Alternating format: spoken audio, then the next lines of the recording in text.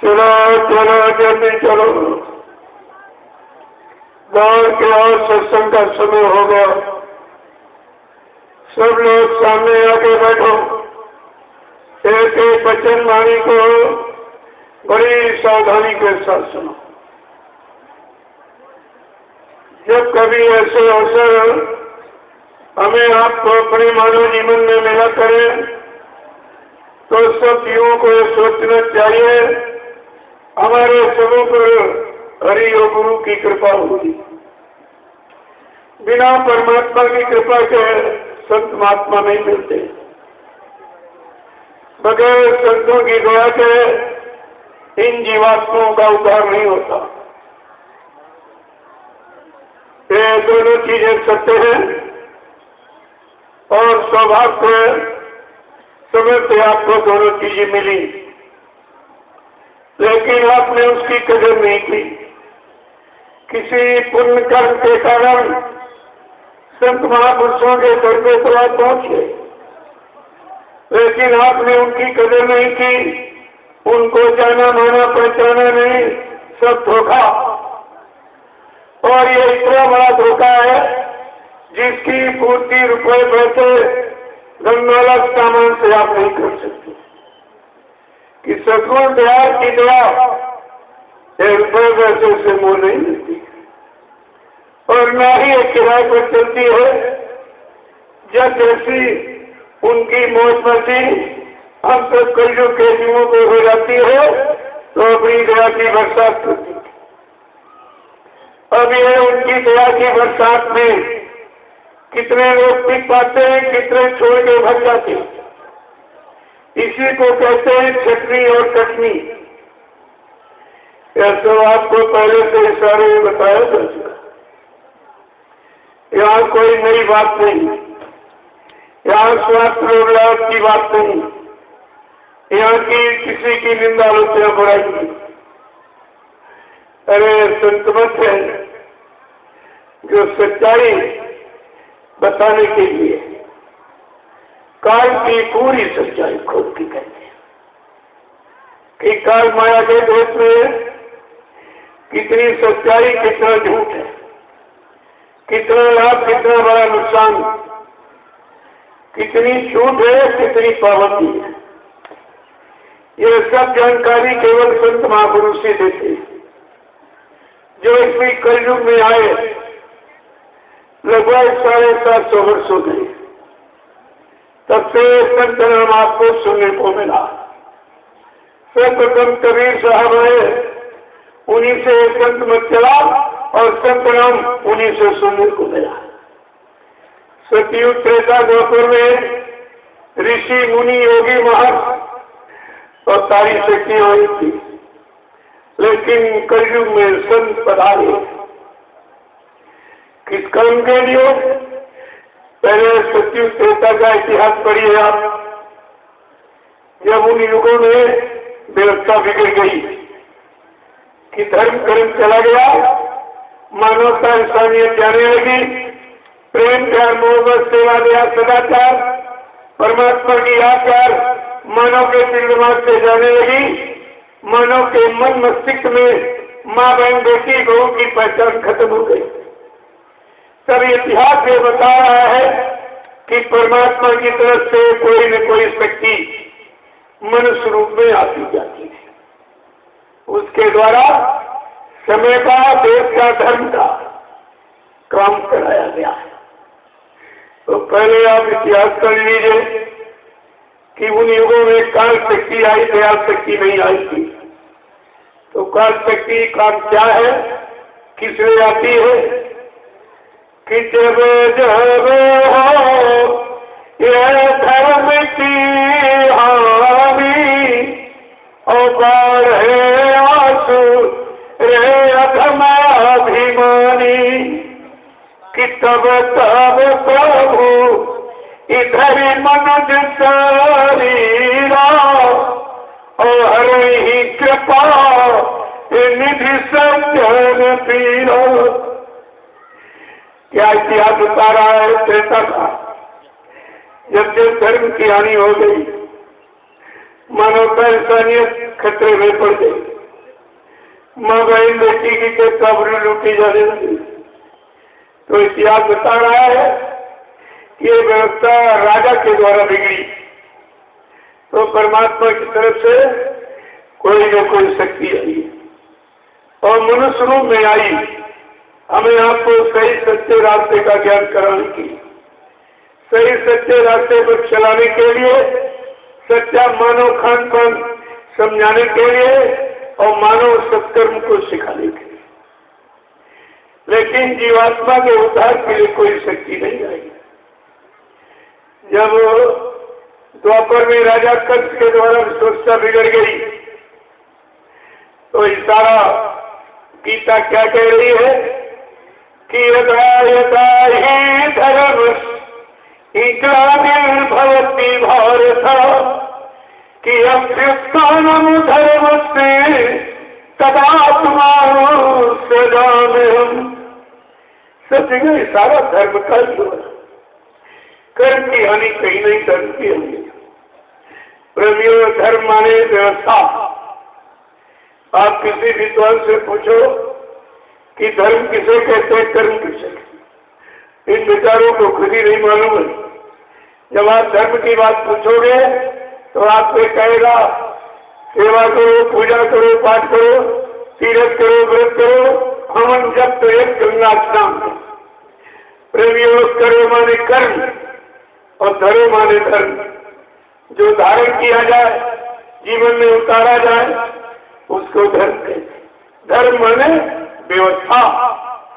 व्यवस्था बुरे कर्मों से बिगड़ती है और अच्छे कर्मों से व्यवस्था पनपती है, चाहे शरीर की हो, परिवार की हो, समाज की हो, देश की हो। तो व्यवस्था परिवर्तन के लिए शक्ति आई, जीवात्मा के उद्धार के लिए कोई शक्ति नहीं, क्योंकि तुम्हारे यहाँ 10 अवतार माने जाते हैं। कच्छ, मत्स्य, बारह, नरसिंह, वामन, परशुराम, भगवान राम, भगवान कृष्ण, गौतम बुद्ध और मोहम्मद साहब, ये 10 अवतार है। लेकिन संत महापुरुषों ने क्या कहा?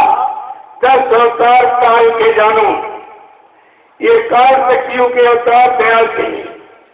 काल माने जिसने क्षमा माफ नहीं किया, अच्छा किया तो अच्छा परिणाम और बुरा किया तो बुरा परिणाम दिया। न किसी को माफ नहीं किया, न माफ करने वाली शक्तियों को काल शक्ति, जो माफी दे रहे, पाप कर्मों में क्षमा करा दे, जीवात्मा जगा दे, परमात्मा से मिला दे, उसको दयाल शक्ति। ये काल शक्तियों का इतिहास आपके पास है, लेकिन दयाल शक्तियों का इतिहास है। लेकिन जो कबीर साहब से लेकर जितने दयाल संत आए, उन्होंने खुलकर कोई प्रचार नहीं किया। इस तरह से अभियान चलाकर जन जन के कान तक समय का संदेश नहीं दिया, क्योंकि वो गुप्त संत थी।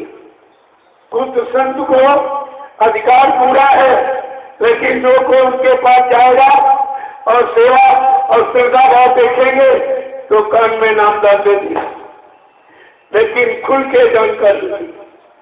ये प्रकट संत का काम, जो प्रकट में आता है वो घूम घूम कर सारे देश के लोगों को, उनके यहाँ न कोई जात पात का झगड़ा, न छोटे बड़े का, न गरीब अमीर का, न पढ़े लिखे अनपढ़ का, न स्त्री पुरुष का, वो संपूर्ण मानव इंसानों के लिए आती है।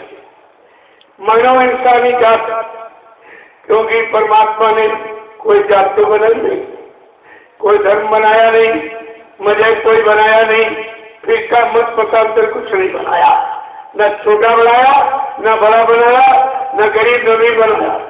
परमात्मा ने केवल एक इंसानी शक्ल बना दी। इस इंसानी शक्ल को चाहे हिंदू कह लो, चाहे मुसलमान कह लो, चाहे सिख ईसाई कह लो, चाहे ब्राह्मण क्षत्रिय सज्जन कह लो, ये छोटा बड़ा गरीब अमीर पढ़ा लिखा कह लूंगा, वो आपकी मानसिकता। लेकिन परमात्मा ने कोई मतभेद नहीं किया, सारी रचना भेद रहित थी। तो आपको ये सोचना चाहिए। लेकिन गीता इतना कैसे शांत नहीं हुई। गीता ने और भी कुछ कहा है। शायद वो आपने पढ़ा नहीं, पढ़ा तो समझा नहीं आप कि द्वापर के बाद कलयुग आ रहा और कलयुग में लोग तो खान पान खराब हो जाएगा। जब खान पान खराब हो जाएगा तो इंसान का देखना सुनना, उठना बैठना, बोलना चलना, सोचना समझना, करना कराना, ये सब खराब हो जाएगा। और मानो गंदे खान पान, माँ का हिस्सा चोरी, कतलेआम बेचार को प्यार में चला जाएगा और कुदरत दुर्घटना की अकाल मौत की सजा सुनाने लगेगी। कहा उस समय कलयुग के जीवों को कौन बचाएगा? सच्चे रास्ते में लाके कौन खड़ा करेगा? इनका मानवीय भोजन कौन बताएगा और मानव कर्म धर्म कौन समझाएगा? तो गीता क्या कह रही है कि परित्राणाय साधूनां विनाशाय दुष्कृताम् और धर्म संस्थापनानि संभवामि युगे युगे। कितना स्पष्ट लिखा है। लेकिन परित्राणाय माने माँ का हिस्सा चोरी, कतलेआम, बेचार कुचार, बीमारी, महामारी, लड़ाई झगड़ा, दैविक प्रकोप, दुर्घटनाएं, प्रेमियों उसको कहते हैं परित्राणाय। इस गाड़ी मुसीबत, इन कष्टों मुसीबतों से कलयुग में इंसानों को कौन बचाएगा? कहा साधु संत महात्मा। साधु नाम यानी साधु संत महात्मा नाम को लेके आए और उस नाम का आधार बना के इस जीवात्मा को खड़ा करेंगे और इसको इसके घर पहुंचाएंगे। लोगों इशारा तो समझे गए, लेकिन इशारे के जानकार मिलने चाहिए। जब कोई जानकार मिल जाएगा, उनसे जानकारी सही मिल जाएगी तो शंका संदेह भूल भ्रम खत्म हो जाएगी। जब तक जानकार नहीं मिलेगा आपको शंका संदेह भूल भ्रम बना ही रहेगा। तो देखिए सब लिखा भविष्यवाणी, ये अवतारी शक्तियों का काम और संत दयाल का काम क्या है? इस कलयुग में दयाल अवतार, संत अवतार क्यों होगा? क्योंकि अन्य युगों में तो काल अवतार की चर्चा है, लेकिन कलयुग के जीवों के लिए कहा संत दयाल अवतार, दयाल देव से आएंगे। वो क्या करेंगे? कहा वो नाम को जगाएंगे, नाम को सिद्ध करेंगे, फिर जगाया हुआ नाम जीवात्माओं को पकड़ाएंगे, फिर अपनी जगह नाम जहाज पर बैठा कर इन जीवात्माओं को इनके घर पहुंचाएंगे। कहा ये काम करने आएंगे दयाल पुरुष। अगर ये परिचय न होता तो आप समझ नहीं पाते, क्योंकि यहाँ तीन युगों से काल अवतार की चर्चा है, काल अवतार की जानकारी कराई गई, लेकिन संत दयाल अवतार की जानकारी आपको नहीं मिलेगी। और वो भी सम्मत, इसकी तो बिल्कुल जानकारी नहीं। तभी लोग सब शंका संदेह भूल भ्रम में चले गए। किसी की समझ में आया नहीं कि दयाल किस काम के लिए आपका कौन सा काम कर दिया। प्रेमियों, गुरु की परंपरा तो इस जमीन पर अधिकार थी। हर युग में गुरु की प्रधानता। गुरु माने जानकार, दाढ़ी बाल लाल मेरा कपड़ा चाल मेरा भी गुरु नहीं होता। गुरु माने जानकार, ज्ञान। गुरु शब्द ज्ञान का है, जिसके पास दोनों तरफ का ज्ञान, इधर का भी उधर का भी, वो आध्यात्मिक गुरु कहलाता। बाकी यहाँ सांसारिक गुरु, जो संसार का ज्ञान, शरीर का ज्ञान रखते हैं, वो सांसारिक गुरु। जो शरीर में रहने वाली चेतन जीवात्मा की जानकारी को आध्यात्मिक गुरु कहते हैं। और ये दोनों की जानकारी आपको दी गई कि सांसारिक गुरु का कर्तव्य कितना है कि आपको सही सच्चे रास्ते पे लाके खड़ा कर दिया, आपका इतिहास बनो देगा, राजपाट निकाल देगा, धन दौलत मिला, लेकिन जीवात्मा को नहीं लगाएगा। जीवात्मा को जगाने का अधिकार किसको? कहा वो संत सतगुरु को है। सतगुरु, सत माने ईश्वर और गुरु माने मिलाने वाला। जो ईश्वर का जानकार, ईश्वर की जानकारी रखता, ईश्वर के पास आता जाता अपनी जीवात्मा को जगा दे।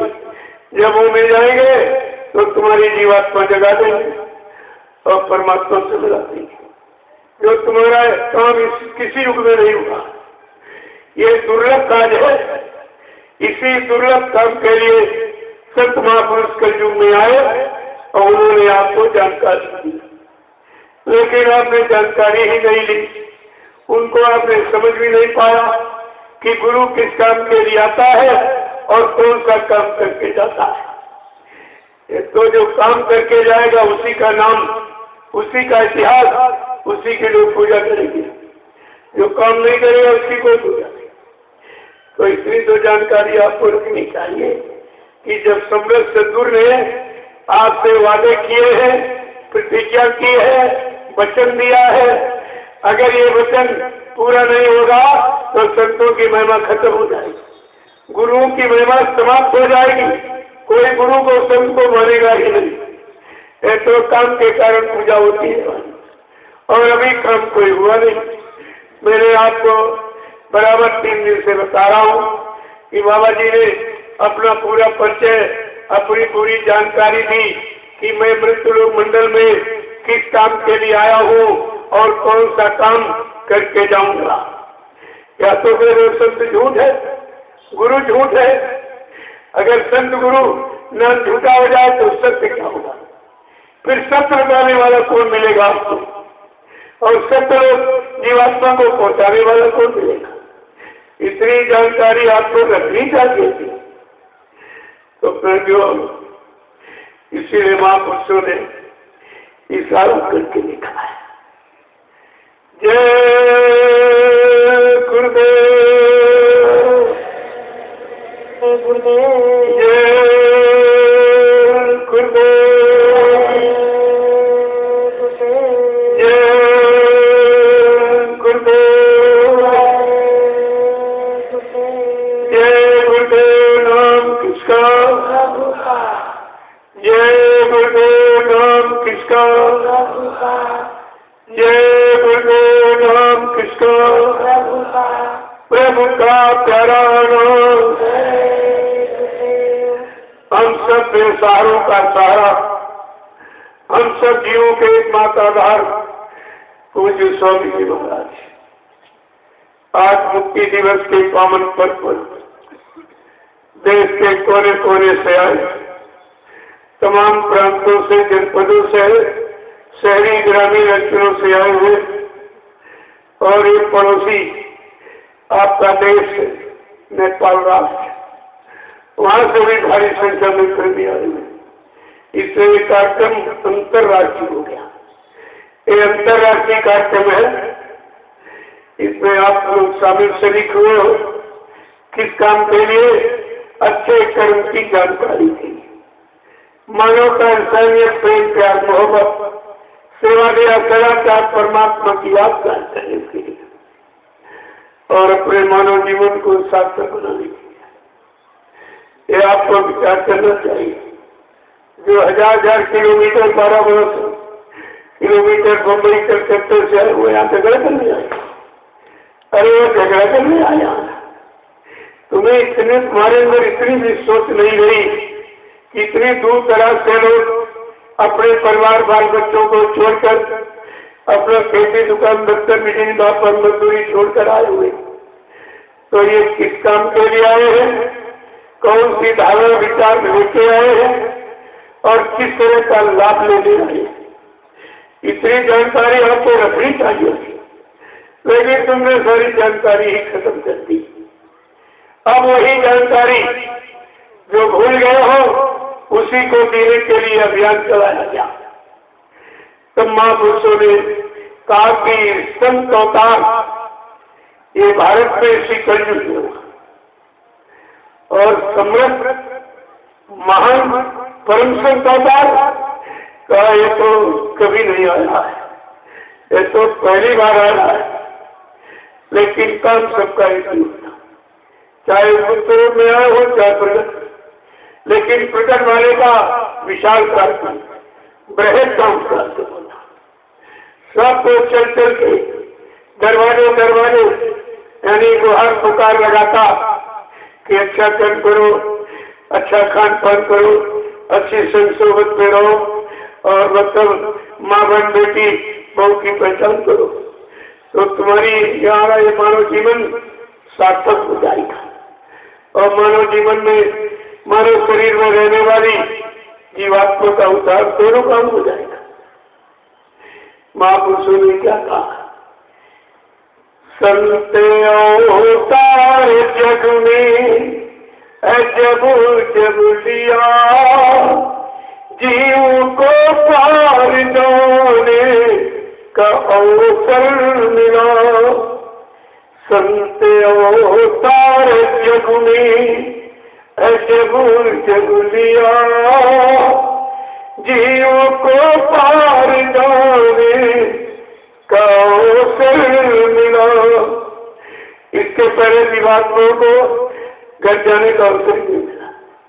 कोई संत महापुरुष आया नहीं, आए तो गुप्त रूप में आए, उनको खुलकर संदेश देने का अधिकार नहीं था। इसलिए अवतार के बारे में जानकारी आपको लेनी है।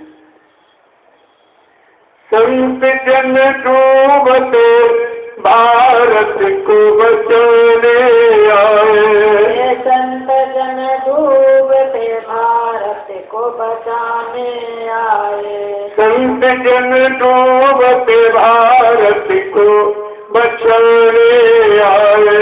संत जन डूबते भारत को बचाने आए। भूले हैं धर्म कर्म उनको सिखाने आए। भूले हैं धर्म कर्म उनको सिखाने आए। भूले जो धर्म कर्म उनको सिखाने आए।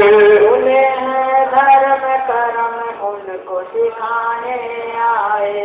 फंसे हैं हिंसा चोरी झूठ छटपट छल में जो। फंसे हैं हिंसा चोरी झूठ कपट छल में जो। फंसे हैं हिंसा चोरी झूठ कपट छल में जो। फंसे हैं हिंसा चोरी झूठ कपट छल में जो। उन्हें सत्संग सुना करके जगाने आए। उन्हें सत्संग सुना करके जगाने आए। उन्हें सत्संग सुना करके जगाने आए। उन्हें सत्संग सुना करके जगाने आए। हे संत जन डूबते भारत को बचाने आए। संत जन डूबते भारत को बचाने आए। भूले जो धर्म कर्म उनको सिखाने आए। भूले हैं धर्म कर्म उनको सिखाने आए। गया है प्रेम सेवा दया भाव सब दिल से। गया है प्रेम सेवा दया भाव सब दिल से। गया है प्रेम सेवा दया भाव सब दिल से। गया है प्रेम सेवा दया भाव सब दिल से। आया है मांस मदिरा अंडा गंदगी जब से। आया है मांस मदिरा अंडा गंदगी जब से। इसी से सबको शाकाहारी बनाने आए। इसी से सबको शाकाहारी बनाने आए। इसी से सबको शाकाहारी बनाने आए। इसी से सबको शाकाहारी बनाने आए।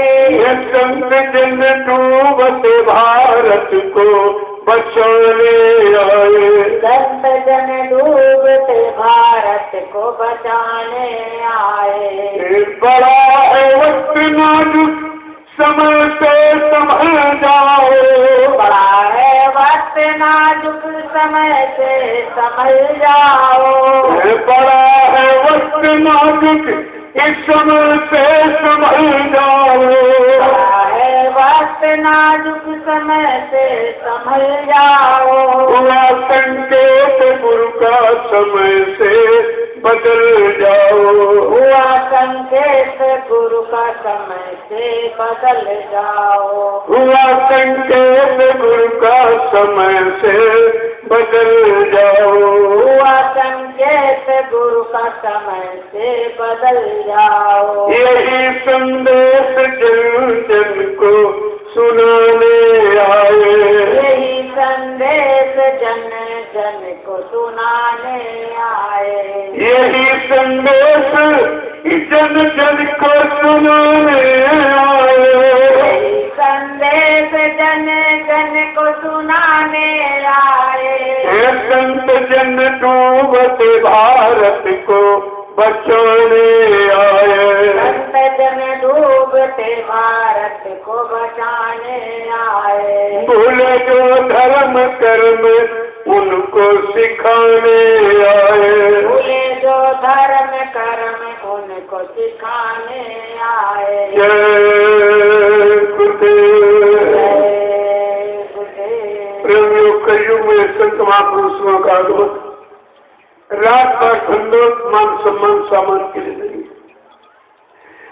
यह देश जो ऋषियों की तपोभूमि है और सारी शक्तियों की कर्म भूमि है और संत महापुरुषों की योग भूमि है, इस जमीन को सच साफ करने के लिए, इसके इतिहास को बनाने के लिए, गौरव गरिमा बढ़ाने के लिए, इसकी छवि धूमिल न हो उसके लिए आया।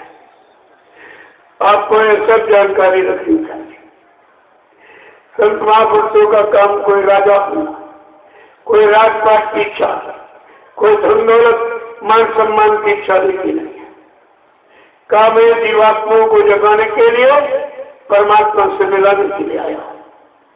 जब तक ये काम पूरा नहीं कर लूंगा, कहा मैं मानव शरीर से जाने वाला नहीं हूं। तो क्या गुरु ने झूठ कहा था? क्या गुरु झूठ बोलते हैं? अगर संत महात्मा गुरु झूठ बोले तो सत्य कौन बोलेगा? भगवान राम ने भी केवल गुरु को माना, किसी को नहीं माना। क्या भगवान राम ने कोई पत्थर पूजा किया था? कोई मंदिर बनाया? कोई कागज के कैलेंडर छपवाए थे? गोस्वामी महाराज ने रामचरितमानस के उत्तरकांड में पूरा परिचय दिया है कि भगवान राम ने किसकी पूजा की।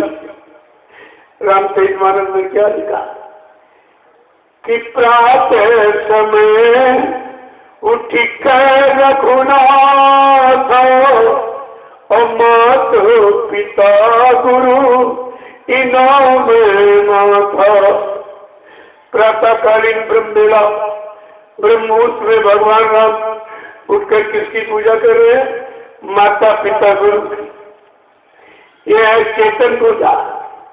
भगवान चेतन पूजा माता पिता गुरु की करा और इंसान जड़ पूजा कागज पत्थर पानी की करा। तुम तो भगवान की भी बात नहीं मानते।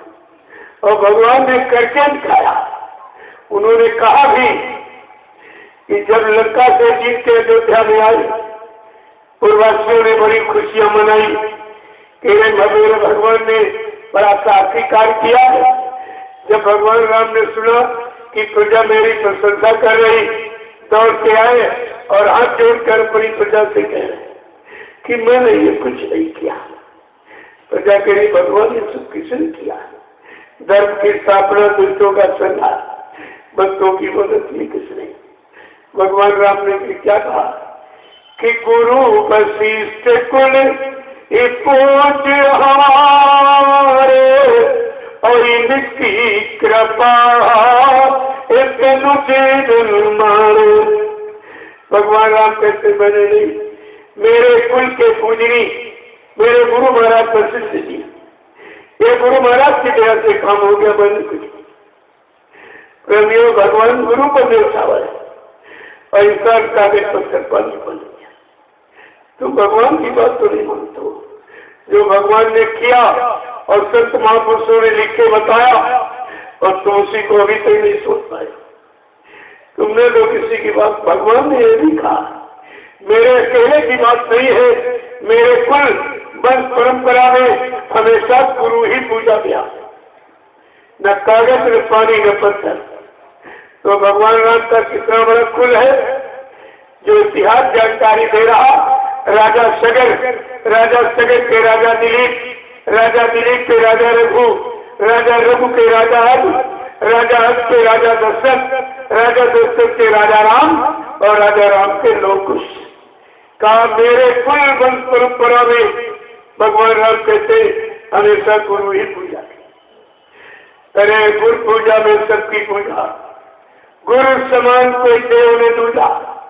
गुरु माने जानकार, जब जानकार मिलेगा तभी तुम पूजा करना सीखोगे, चाहे पत्थर की हो चाहे जिंदगी की हो। पूजा जब ही जानोगे जब कोई सिखाने वाला बताने वाला आपको मिलेगा। उसी सिखाने वाले बताने वाले जानकार का नाम है गुरु। गुरु कोई दाढ़ी बाल का नाम नहीं, गुरु कोई लाल पीले कपड़े सफेद पहनने वाले का नाम नहीं, गुरु कोई जात बिरादरी का नाम नहीं, गुरु कोई जमीन जायदाद घेरने वाले का नाम नहीं, जमीन पर कोई इमारत मठ मंदिर गिरता जो बनवाना ये गुरु का काम है। और गुरु कोई चेहरे बनाने वाले का नाम, चेहरे से मान सम्मान सामान रुपए पैसे धन दौलत लूटना ये गुरु का काम नहीं।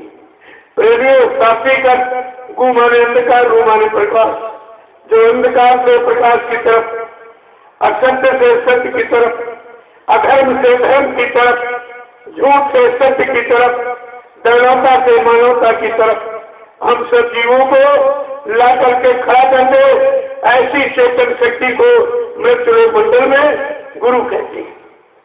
यह है गुरु की परिभाषा। और तुम्हारे पास ये भी जानते हैं, किसी ने दाढ़ी बना दी, गुरु कपड़ा बन गया, गुरु बन गया, और तुमने विश्वास कर दिया। अरे ये गुरु बना जाता है कि गुरु बनाया आता है। यहाँ कोई कॉलेज यूनिवर्सिटियां गुरु नहीं बनाती, कोई जन संगठन गुरु नहीं बनाता, ये सब बने बनाए। इसी संदर्भ में मैं आपसे पूछना चाहूंगा, क्या गुरु वशिष्ठ विश्वामित्र को किसी ने यहाँ बनाया था? क्या गुरु द्रोणाचार्य संदीपन जी को किसी ने बनाया था? यह सब बने बनाए जाते हैं। और इनको समय से जैसे ऐसी जरूरत आवश्यकता इस मृत्यु मंडल में जीवों के लिए होती है, तब पैसा वो सबका मालिक अनामी महाप्रभु गुरु सदगुरु बना के भेजता है और उन्हीं के द्वारा समाज को सही दिशा का ज्ञान कराएगा। ये समाज के लिए आते, धन के लिए नहीं, राजपाट के लिए, मान सम्मान के लिए नहीं आते, ये सच्चे समाज की स्थापना के लिए आते। लेकिन तुम्हारे पास कोई पहचान हो तब तो। हमारे हिसाब से कलयुग का जीव सबसे अच्छा होना चाहिए, क्योंकि कलयुग के जीव के सामने तीन युगों का अच्छा इतिहास, सतयुग त्रेता द्वापर का, उन ऋषि मुनि योगी महात्मा ब्रह्मचारियों का और सारी शक्तियों का इतना मसाला लिखा पड़ी तुम्हारे सामने। तुम तो सबसे अच्छे होते, लेकिन अफसोस के साथ हमें कहना पड़ा कि कलयुग का जीव सबसे ज्यादा खराब हो। इसका मतलब आपने किसी युग की शिक्षा, किसी युग की तारीफ, सिद्धांत नीतियों को आपने अपनाया नहीं। न अपनाने का ये कारण है कि तुम सब गंदे खान पान और गंदे कर्म सोबत में चले गए। अब इस गंदगी का सजा हमेशा मिलती रही। जितने जितने गंदे काम किए, समाज को बिगाड़ने की, धर्म को बिगाड़ने की और धार्मिक व्यवस्था को कलंकित करने का जिसने प्रयास किया है, वो सब मारे गए। इतिहास बता रहा था, सब मारे गए। तो आपको तो ये जानकारी लेकर सबसे अच्छा होना चाहिए, लेकिन कलयुग का युग सबसे ज्यादा खराब। बड़े अफसोस के साथ कहना पड़ता है, जहाँ बनने की, शुद्ध होने की, मानवता इंसानियत की इतनी अच्छी शिक्षा, इतने 4 वेद 6 7 18 पुराण, 19 उपनिषद और 36 ऋचाएं, ये धर्म चर्चा लिखी पड़ी। वहां का इंसान धर्म को भूल गया, मानवता इंसानियत को भूल गया, प्रेम दिया, मोहब्बत, सेवा दिया, सदाचार, परमात्मा की यादगार को भूल गया। मेरे पास प्रेमियों, और कितना माहौल खराब, जबकि इतिहास बता रहा कि धर्म के लिए भगवान राम को रावण से लड़ाई लड़नी पड़ी, धर्म के लिए भगवान कृष्ण को महाभारत करना पड़ा। ऐसे हंसी मजाक में धर्म नहीं आता, ऐसे मानवता इंसानियत की स्थापना नहीं होती। कितना संघर्ष, कितनी यात्राएं, कितना खून खराबा हुआ, तब ये धर्म भी सब लोगों पाई, और आज उसको भी आपने खत्म कर दिया। भगवान राम कृष्ण की सारी मर्यादा, उनकी सारी मेहनत, सारा परिश्रम आपने एकदम खत्म कर दिया, और समाज देश की स्थिति देखकर रोना आता है, क्योंकि धर्म के लिए हजारों बीघे जमीन मंदिर मस्जिद में घेरी गई। प्रेमियों, किया जमीन घेरने से धर्म आ जाएगा? उस जमीन पर कितने मठ मंदिर, गिरजा गुरुद्वारे बनाए जा रहे हैं, क्या मकान बनाने से धर्म आ जाएगा? और ये धार्मिक शिक्षा जो लिखने में अरबों खरबों रुपए की धनराशि खर्च की गई, क्या किताब लिखने से, पढ़ने से धर्म आ जाएगा? जब तक वो शिक्षा मानव अपने जीवन में नहीं उतारेगा, कोई लाभ मिलने वाला नहीं है। देखो कितनी बड़ी हानि होगी। और आज उसी धार्मिक भूमि पर जो रामकृष्ण की, उस पर कितना बड़ा कर्ज लगा हुआ, कितनी जाने रोज बेगुनाह निर्दोष मारी काटी सताई जाती, कितना झूठ कपट, छल कपट, धोखाधड़ी, बेईमानी, सफलती, चोरी, डकैती, बलात्कार, सब सीमा टूट गई। महंगाई, गरीबी, बेरोजगारी, इसकी भी सीमा टूट गई। प्रेमियों, कुछ बचा नहीं है जिसको तुम लेकर शांति पाओ, कोई लाभ पाओ, कोई सुकून मिल जाए आपको, ऐसा कोई सामान बचा ही नहीं। अब तो चारों तरफ आवाज, जो तो प्रसारण के साधन है, अखबार, रेडियो और टेलीविजन, इंटरनेट, आप बराबर देख रहे हो। चारों तरफ मारकाट, हिंसा, चोरी, कत्लेआम, व्यभिचार, कोताल और सुसाइड और दुर्घटना, इससे समय कोई अच्छी खबर ही नहीं आती। क्या ये खबरें धर्म से संबंधित हैं? क्या ये गीता, रामायण, भागवत, कुरान, बाइबल क्या वेदों से संबंधित है? क्या मंदिर, मस्जिद, गिरजा, गुरुद्वारे, धर्म स्थलों से ये चर्चा संबंधित है? क्या गंगा जमुना की पवित्र निर्मल धारा से इसका कोई संबंध है? आपको ये सब विचार करना चाहिए, लेकिन तुमने विचार कोई किया नहीं, और व्यवस्था एकदम धार्मिक मुल्क की एकदम अधर्म में बदल गई। धर्म का संदेश देते अधर्म बढ़ रहा, पुण्य सिखाया जा रहा, पाप हो रहा, सत्य वचनों की गीता, रामायण, भागवत सुनाई जा रही, और झूठ यहाँ बढ़ रहा है। यह सब विपरीत से हो रहा है। कारण क्या है? इस पर आपको विचार करना चाहिए। ये धार्मिक देश है, यहाँ का नियम कानून, जब जैसा करो आहार वैसे बने विचार, जैसा खाओ अन्न वैसा बने तन मन, जैसा पीवो पानी वैसी हो वाणी। ये धार्मिक मजहबी मुल्क धरती का नियम है। जैसा आप भोजन करोगे वैसे आपके विचार बन जाएंगे, जैसे विचार बनेंगे वैसी सोच होगी, वैसे कर्म होंगे, फिर वैसी सजा मिलेगी आपको। ये सब विचारी विषय, लेकिन आपने किया कुछ नहीं। इसलिए ये सब देखकर माहौल धार्मिक भूमि का महापुरुषों को कुछ कहना पड़ा। आज देश में धर्म की नैया कैसी जगमग डोल रही, माँ बहनों की लाज लुट रही, ये भारत माँ है रो रही।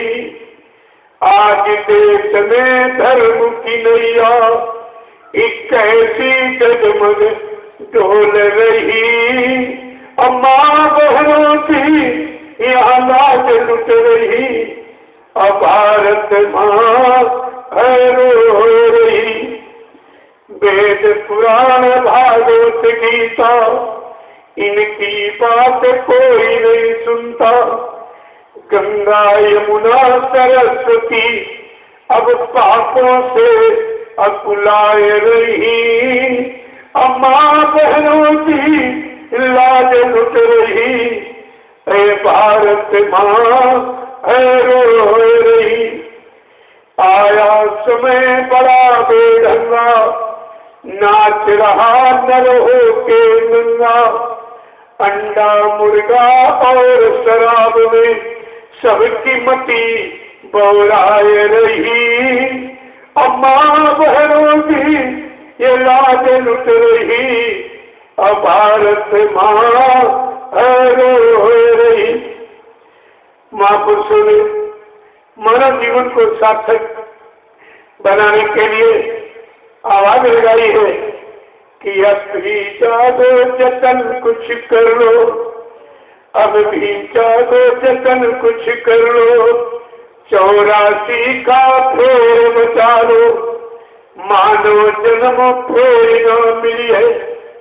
ये मानव जन्म फेर न मिली है। और बिरसा पूंजी जाए रही। अम्मा बहनों की लाज लुट रही। ये भारत माँ रो रही। आज देश में धर्म की नैया कैसी जगमग डोल रही। अम्मा बहनों की लाज लुट रही। ये भारत माँ रो रही। प्रेमियों, ये जानकारी आपको लेनी चाहिए। आज इस राम की धर्मभूमि, कृष्ण की कर्मभूमि, संतों की योग भूमि पर एक कलंक लगा हुआ है। इस कलंक को कौन हटाएगा? कौन धोएगा? कौन पाप साफ निर्मल पुरुष करेगा? इस पर आपको विचार करना चाहिए था। चारों तरफ धर्म की आवाजें लग रही, लेकिन धर्म कहीं दिखाई नहीं दे रहा। महापुरुषों को ये पूछना पड़ा, क्या ये आवाज धर्म को ले आएगी? क्या किताबों का पढ़ना और अक्षरों का दोहराना, क्या इससे धर्म की स्थापना हो जाएगी? क्या जानना? इस धर्म देश की धर्म भूमि पर और धर्म आज बीमार पड़ा। और धर्म ग्रंथ की चर्चा हो रही। और फिर भी मन में पाप बढ़ा। ये प्रश्नवाचक चिन्ह लगा हुआ है। इस चारों तरफ धर्म की चर्चा, पूजा पाठ के लिए इकट्ठा, तीर्थों में जाना और संत में पूंजी खर्च करना, लेकिन फिर धर्म का कोई नामो निशान नहीं है। मानवता इंसानियत कहीं दिखाई नहीं देती। तो महापुरुषों को पूछना पड़ा है, इस धर्म देश की धर्म भूमि पर और धर्म आज बीमार पड़ा। और धर्म ग्रंथ की चर्चा हो रही। और फिर भी मन में पाप बढ़ा। क्यों ये हुआ? क्यों? कारण क्या है कि भूल गए तुम राम कृष्ण को और मोहम्मद की वाणी। भूल गए तुम राम कृष्ण को और मोहम्मद की वाणी। चंद्रशेखर आजाद भगत नेता सुभाष की कुर्बानी। यहाँ सब शराब में शराबोर, यहाँ सब शराब में शराबोर। ये कैसा संकट आन पड़ा। और धर्म ग्रंथ की चर्चा हो रही। और फिर भी में पाप बढ़ा। इस धर्म देश की धर्म भूमि पर और धर्म आज बीमार पड़ा। और धर्म ग्रंथ की चर्चा हो रही। और फिर भी में पाप बढ़ा। देवालय और मंदिरालय इनके में कोई फर्क नहीं। और सुरा सुंदरी पान कर रहे समझे कोई नरक नहीं। प्रभु देवालय माने मंदिर और मंदिरालय माने शराब का ठेका। आप दोनों जगह चले जाओ, श्री राम का कैलेंडर टका हुआ है। यही नहीं समझ में आ रहा कि असली मंदिर कौन है। बड़ी विडंबना है। और किसी राम भक्त ने इतराज भी नहीं किया। अरे राम मेरे इष्ट है भगवान, तो तुम ये गंदा खान पान बुद्धि ना समझ बैठ तो ये स्थान भगवान का। वो भी कहता है मैं भी भगवान को मानता हूं। देखिए अब मानता तुम्हारी उसकी एक ही तरह की। कहा मैं भी भगवान को मानता हूं। मैंने इसलिए इनको यहाँ काला कैलेंडर इनके नाम का कि अब की बात जो कोटा ले आए हमारा जल्दी से सप्लाई करा दे, मैं दूसरा फिर ले आऊं। ये धारणा तुम्हारी राम की साथ है, क्योंकि ये जितने हैं कहते हैं सीताराम, लेकिन शाम को 250 ग्राम इनको भी चाहिए। ये सीताराम इनकी पूजा बगैर शराब के नहीं बनती, बगैर शराब की पूजा नहीं बनती। चाहे नेता हो चाहे महात्मा, नेताओं को नींद बगैर शराब के नहीं आती। नेताओं का भोजन बगैर शराब के नहीं होता। नेताओं का भाषण बगैर शराब के नहीं होता। चाहे नेता हो चाहे महात्मा, दोनों ने उसने धर्म व्यवस्था महात्माओं ने बिगाड़ दिया और राजनीतिक व्यवस्था नेताओं ने बिगाड़ दिया। अब यह बिगाड़ का कारण जो कर रहे हैं वही सजा पाने का अधिकारी बनेगा, दूसरा कोई थोड़ी बनेगा। और आपको ये सब विचार करना चाहिए। इसमें महापुरुष याद दिला रहे कि देवालय और मंदिरालय में अब तो कोई फर्क नहीं। सुना सुंदरी पान कर रहे, सुना सुंदरी पान कर रहे, समझे कोई नरक नहीं। हिंदू मुस्लिम सिख ईसाई के सबके सिर पर भूत चढ़ा, ये जरा प्रभु सत्य से नहीं चढ़े। अब कोई बाकी नहीं है, चाहे हिंदू मुसलमान और सिख ईसाई हो, ब्राह्मण क्षत्रिय हो, सज्जन छोटा बड़ा गरीब अमीर पढ़े लिखे पर सब शराब में शराब हो गई। प्रभु देश का सुधार होगा तो कैसे? शराब पीने वाला कभी धनवान नहीं, कभी बलवान नहीं, कभी बुद्धिमान नहीं, कभी चरित्रवान नहीं हो सकता। ये इस खान पान का प्रभाव है। और इसी खान पान के कारण भगवान राम ने कुंभकर्ण का वध किया था। वो शराब पीता था, मांस खाता। इसीलिए कुंभकर्ण का वध, अगर कुंभकर्ण के वध को याद रखते और भगवान राम के इस दंड विधान को, तो इस गंदे खान पान में आप कभी नहीं जाते। लेकिन तुम भी वही कुंभकर्ण का काम कर रहे हो। जब उसको माफी नहीं मिली तुम्हें कौन से ले जाएगी? इस पर आपको विचार करना चाहिए। प्रभु सुधार होता कैसे, किसके द्वारा होता है? यदि धर्मी राजा हो अधिकारी, यदि धर्मी राजा हो अधिकारी, होगा धर्म तभी कायम। मदिरा मांस के अपनाने से हो गया सारा मुल्क खत्म। ये सारा हिंदुस्तान इसी से बर्बाद हुआ है। ये ऋषि मुनियों की तपोभूमि, और ऋषि मुनि जिनको हम आप अपना पूर्वज कहते हैं, तुमने पूर्वजों की मर्यादा खत्म कर दी।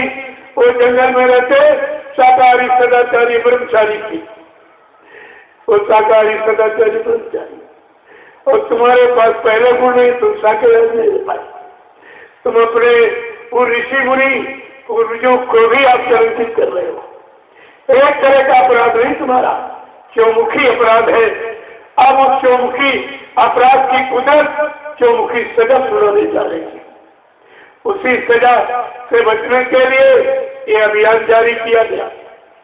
आपको बुलाया गया है मानव सत्कर्म, मानव सद्धर्म, सच्चे समाज की स्थापना के लिए। लेकिन बात समझ में आएगी तब तो आपको। तो क्या कह रहे हैं, ये बिगाड़ कैसे हुआ कि परम स्वतंत्र न सिर पर कोई, इनको किसी का डर ना हो। परम स्वतंत्र न सिर पर कोई, इनको किसी का डर ना हो। अंडा मुर्गा मछली बकरा निस दिन खाते रहना। अंडा मुर्गी मछली बकरा निस दिन खाते रहना।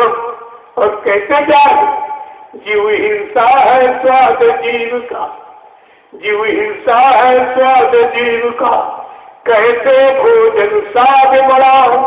और धर्म ग्रंथ की चर्चा हो रही, और फिर भी मुंह में पाप बढ़ाओ। इस धर्म देश की धर्म भूमि पर और धर्म राज बीमार पड़ाओ। और धर्म ग्रंथ की चर्चा हो रही, और फिर भी मन में पाप बढ़ाओ। तो इसका कोई निवारण है, कोई समाधान विकल्प है? कहाँ है, क्या है? यदि धर्मी राजा हो अधिकारी, होगा धर्म तभी कायम। यदि धर्मी राजा हो अधिकारी, होगा धर्म तभी कायम। मदिरा मांस से अपनाने से हो गया सारा मुल्क खत्म। कहे गुरुजी बने कानून, हो जाए यदि नियम कड़ा। गुरुजी ने क्या कहा? अगर नियम सिद्धांत थोड़ा कड़ा सख्त हो जाए, जैसे कोई किसी की बहन बेटी को छेड़ता है तो ऐसा कानून बना दिया जाए, उसकी दाहिनी आंख निकलवा दी जाए, एक सजा देनी पड़ेगी, सारा मुल्क ठीक हो जाएगा।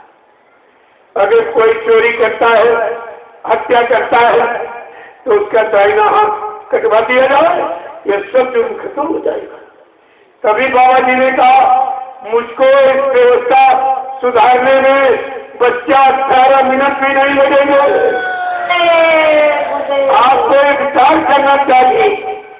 इसीलिए संत महापुरुषों ने आवाज देके कहा है, यदि धर्मी राजा हो अधिकारी, होगा धर्म तभी कायम। मदिरा मांस के अपनाने से हो गया सारा मुल्क खत्म। कहे गुरुजी बने कानून, हो जाए यदि नियम कड़ा। और धर्म ग्रंथ की चर्चा हो रही, फिर भी मन में पाप बढ़ाओ। इस धर्म देश की धर्म भूमि पर और धर्म राज बीमार पड़ाओ। और धर्म ग्रंथ की चर्चा हो रही, फिर भी मन में पाप बढ़ाओ। जय गुरुदेव। विवाद धार्मिक धरा की स्थिति देखकर रोना आता है कि सारी मर्यादा ऋषि मुनियों की खत्म, अपने पूर्वजों की आपने खत्म, फिर अवतारी शक्ति रामकृष्ण की खत्म किया। कितने संत महापुरुष आए, उनकी मर्यादा आपने खत्म की। तुम्हारे तो इतने गुनाह है जिनको कोई हटा नहीं सकता, मिटा नहीं सकता। और आज इस धार्मिक चर्चा भारत भूमि की स्थिति परिस्थिति देखकर बड़ा लोगों ने टीका टिप्पणी शुरू कर, परमात्मा पर भी टीका टिप्पणी शुरू हो गई। क्योंकि भगवान राम ने कहा कि सब मेरे सब मम उपजाए, और तीन में आदि के मनुज मोह भाए। भगवान राम ने क्या कहा? ये सारी सृष्टि मेरी ही हुई, ये जितने जीव जंतु ये सब मेरे ही बनाए हैं। किसी विज्ञान और वैज्ञानिक ने कोई जीव जंतु बनाया नहीं है। जब मेरे जीवों को मारोगे, काटोगे, सताओगे, तो मैं सब सजा दूंगा। जैसे आपका परिवार है, आपके बच्चे, पति पत्नी, भाई बंधु, अगर तुम्हारे परिवार वालों को कोई मारे, काटे, सताए, आप खुश होगे कि नाराज होगे? और ये परमात्मा प्रभु का परिवार है, ये जितने जीव पशु पक्षी कीड़े मकोड़े आपको जब उनके परिवार के जीवों को सताओगे, मारोगे, काटोगे, अपमानित करोगे तो वो भगवान खुश होगा कि नाराज होगा? इतनी छोटी बात तो अभी तक नहीं सुन पाए। अगर ये समझ लेते हो तो प्रेमियों कोई अपराध की बातें नहीं, कोई सजा मिलने का विधान ही तुम्हारे पर लागू नहीं होता। लेकिन आपने कुछ माना ही नहीं, सब मनमानी किया।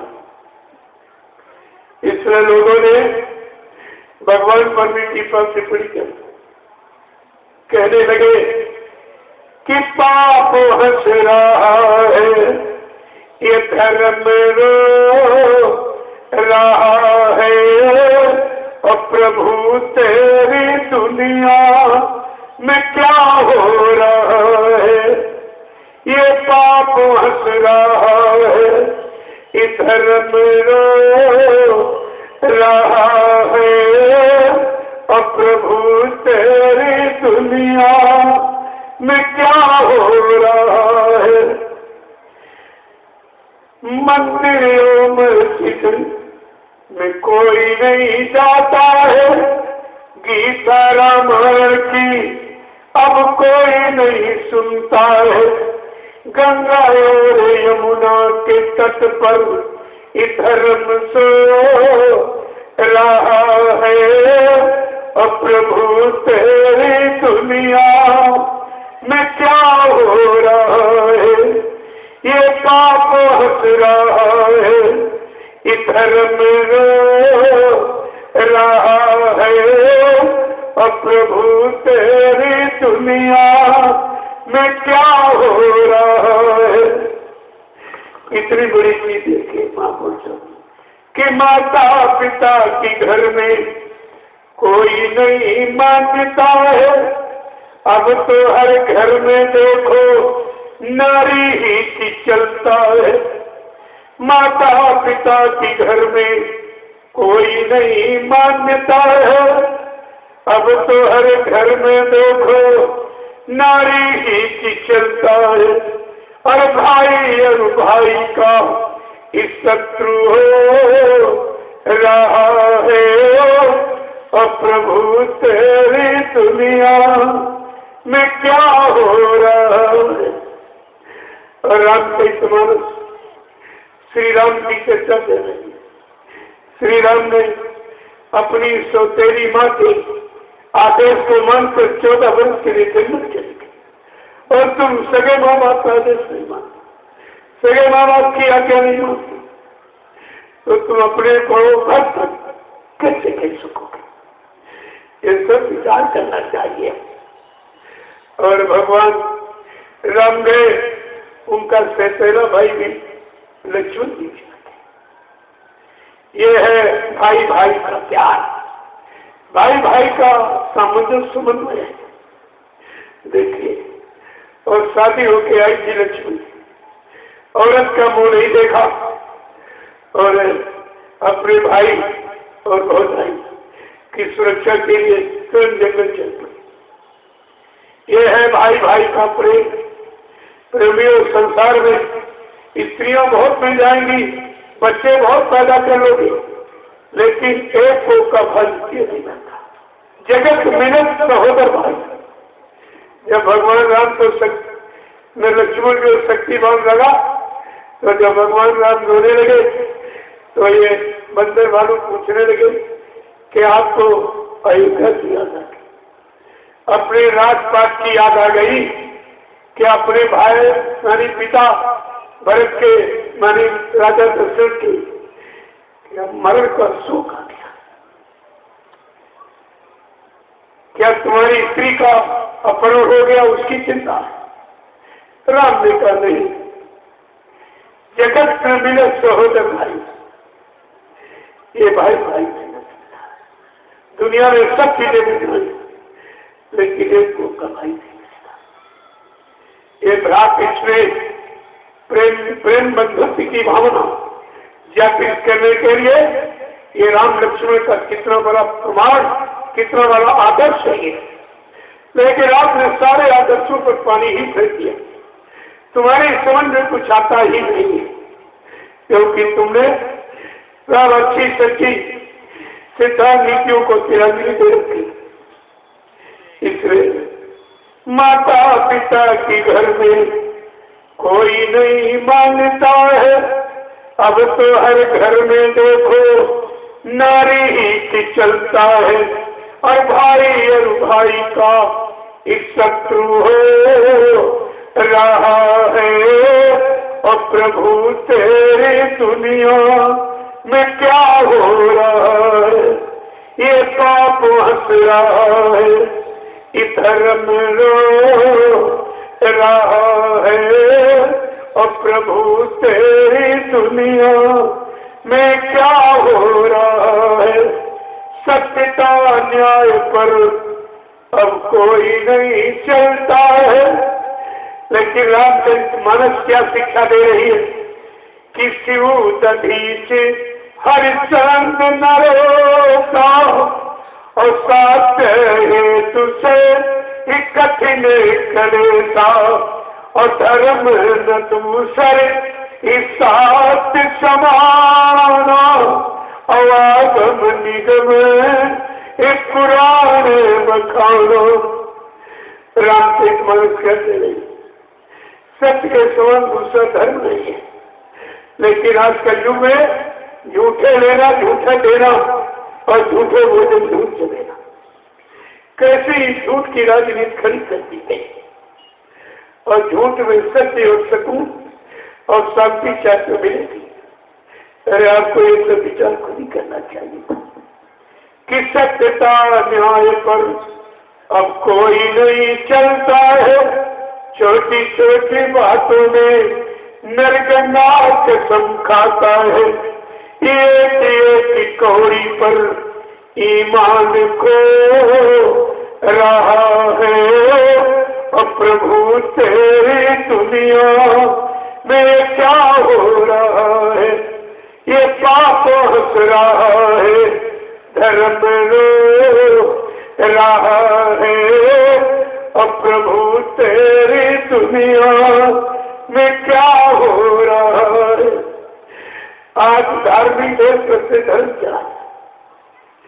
जब संत महापुरुषों ने धर्म की स्थापना का संकल्प लिया, उनके वचनों को जब देशवासियों को सुनाना शुरू किया, आज मुझको धर्म के लिए परमिशन देना पड़ा। धार्मिक देश में जहाँ रामकृष्ण की धर्म की मर्यादा, उस धार्मिक देश में संत महापुरुषों के धार्मिक वचन जो समाज देश के कल्याण और जीवात्मा के उद्धार के लिए मुझे परमिशन देना पड़ा। उसमें भी तमाम तरह का विवाद देना पड़ा। क्या होगा, स्थिति कितनी खराब होगी, परिणाम कितना खतरनाक होगा। क्या तुमसे कोई परमिशन देता है मेरे सिवा कोई? क्या मुर्गा काटने वाला, मछली मारने वाला, अंडा फोड़ने वाला, बकरा मारने वाला परमिशन देता है? चोरी करने वाला, डकैती करने, झूठ बोलने वाला, छल कपट करने वाला, घूस रिश्ता लेने वाला, बेचार करने वाला आपसे परमिशन देता है और मैं परमिशन देता हूँ। ये मेरे पास पक्का प्रमाण है।